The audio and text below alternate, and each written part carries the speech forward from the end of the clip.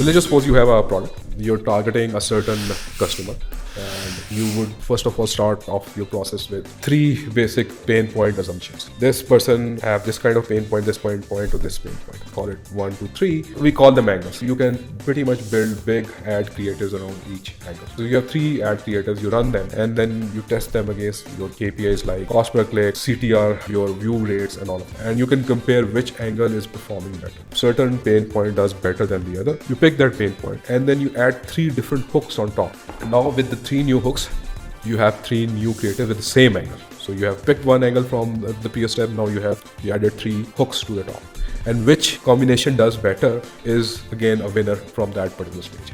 And obviously with the current evolution of platforms, you would actually need this main hook, a very working angle, and on top an opening scene which grabs somebody by the attention. So you, for the stage 3, you can also add an opening scene on top.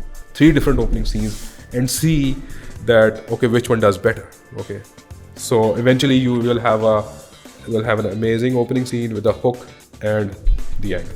That is a perfect creative that you have. But you can actually go deeper also. You can pretty much say, okay, I have the opening fixed now. I have an amazing opening scene and I have an amazing hook. Why don't I actually try working around with the angle also? So you can actually go deeper at that level and try different angles and see which one does better. And that becomes another way of trying to find a creative that works and scales.